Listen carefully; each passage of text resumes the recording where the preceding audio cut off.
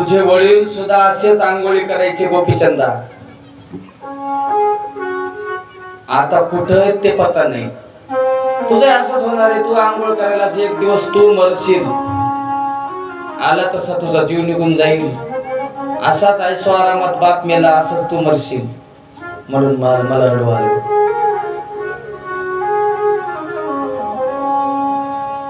अरे ऐशो आरामापेक्षा स्वतःच्या जीवनाचं सार्थक करण्याचं काहीतरी कर.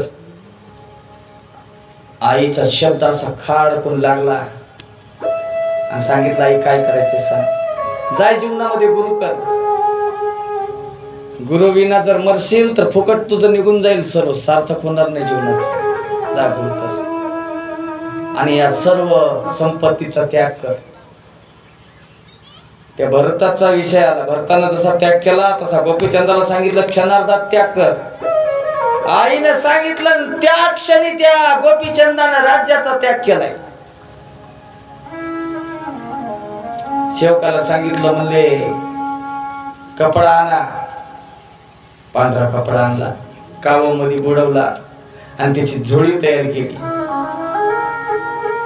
राजाचे सर्व वस्त्र अलंकार होते काढून ठेवले गोपीचंदाने आणि ती झोळी काखत अडकली. काय ताकद होती या लोकांची. आणि सांगितलं ही ममता फार घातक आहे. आवडती पत्नी होती.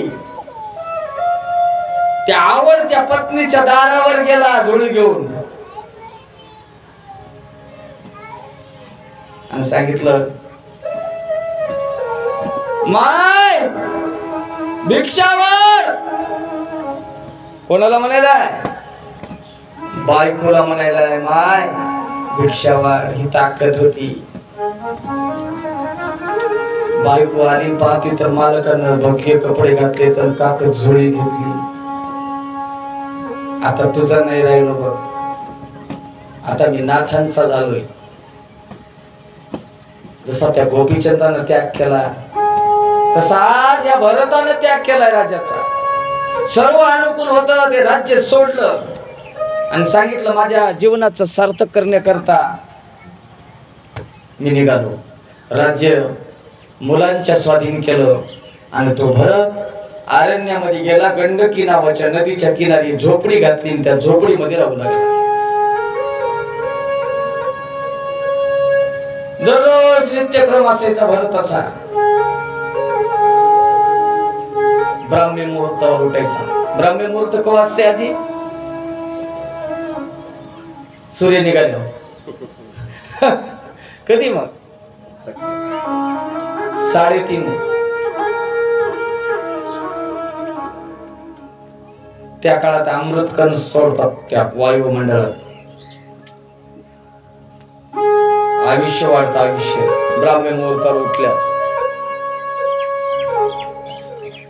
3:30 ते 5:30 ब्राह्मी मुहूर्ताचा काळ आहे.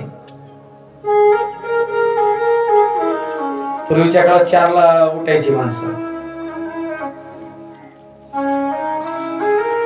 हा ब्राह्मी मुहूर्तावर उठायचा. प्रातःविधी उरकायची. गंडकी नावाच्या नदीत जायचा.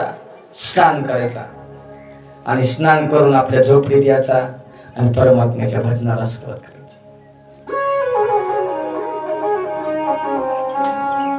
आणि अगोदर साधू संताला जाण करायचं. उठा साधू संत साधा आपुले हित. साधा आपुले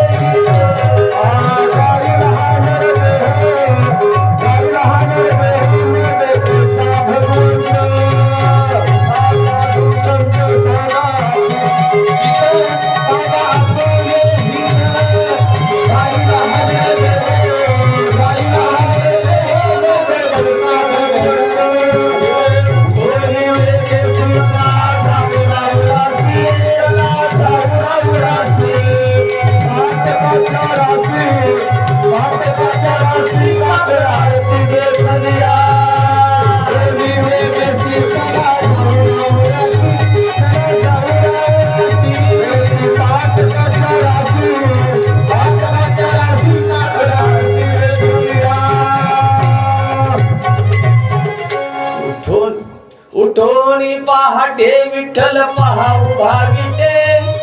चरण तयाचे कोमटे अमृत दृष्टी अवलोका जागे करा रुक्मिणी वरा देवा हे निदसुरा एक निंबलोन करा दृष्ट होईल दयासी.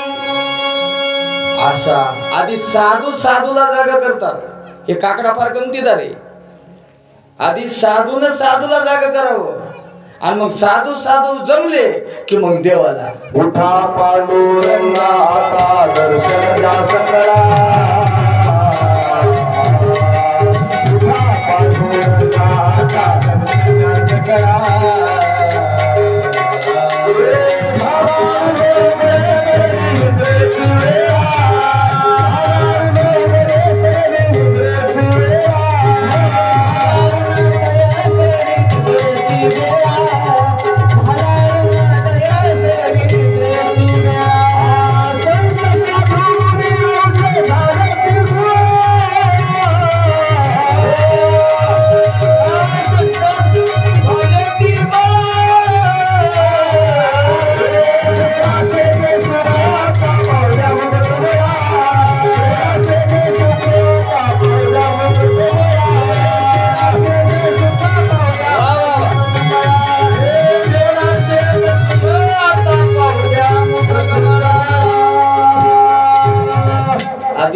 साधू जागे झाले आणि साधू मिळून देवाला जाग केलं. उठा पांडुरंगा प्रभात समयोपाकला.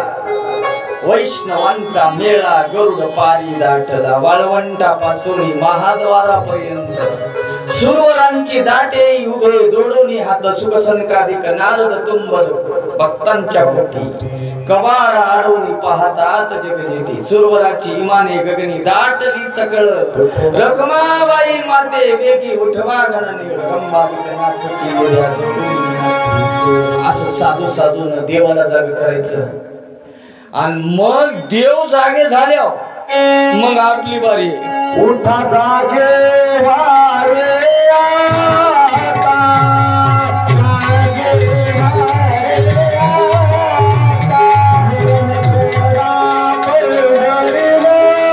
आता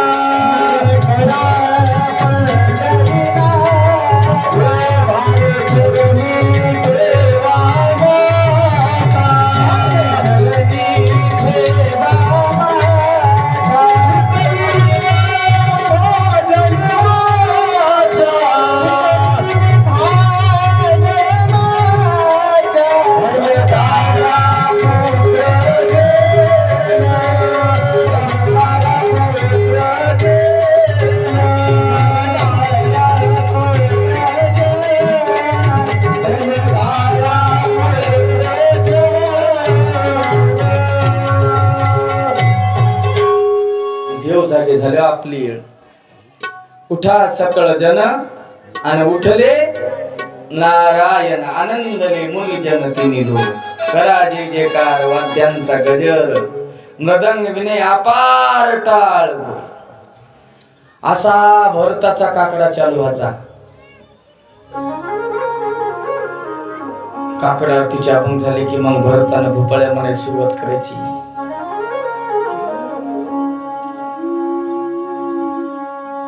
योगिया दुर्लभ तुम्या देखिला पाहता पाहता मनान पुरे. देखिला मैम्या देवाचा देव.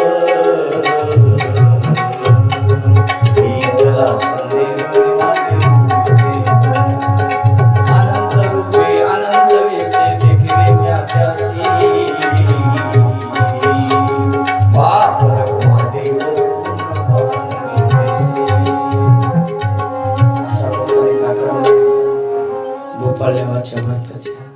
आणि भोपाळ्या झाल्यानंतर भरताना मग पुन्हा वासुदेव म्हणायचे. चातुर्मास होते म्हणे इथं त्याच्यानं उजाळा द्यालो तुम्हाला. वासुदेव म्हणायचे कर जोडून विनवित तुम्हारे तुम्ही वासुदेव वासुदेव म्हणा.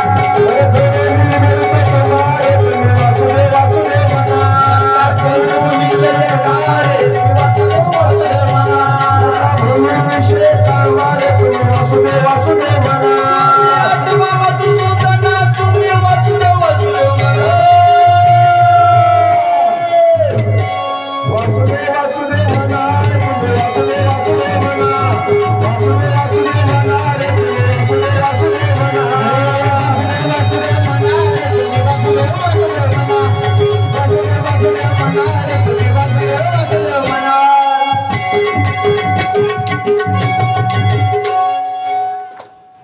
लग्नात जेवण आलं काय?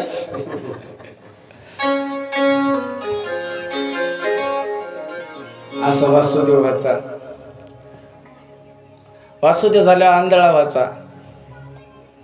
आंधळा झाल्यावर पांगळा व्हायचा. पांगळा झाल्यावर मग आंधळा पांगळा व्हायचा. हे नियम आहे वारकरी संप्रदायात. आंधळ्या पांगळ्याचा एक विठोबा दाता. हे आंधळा आहे पांगळा आहे. मग पुन्हा बहिरा. बहिरा आहे ना. हा. बहिरा झालो या जगी, बहिरा झालो या जगी.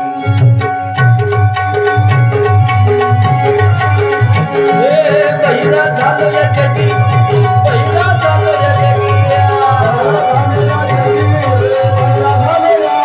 नाही ऐकले हरी कीर्तन, नाही केले पुराण श्रवण, नाही वेदशास्त्र बहिरा झालो त्यामुळे. बहिरा झालो या जगी, बहिरा झालो या जगी.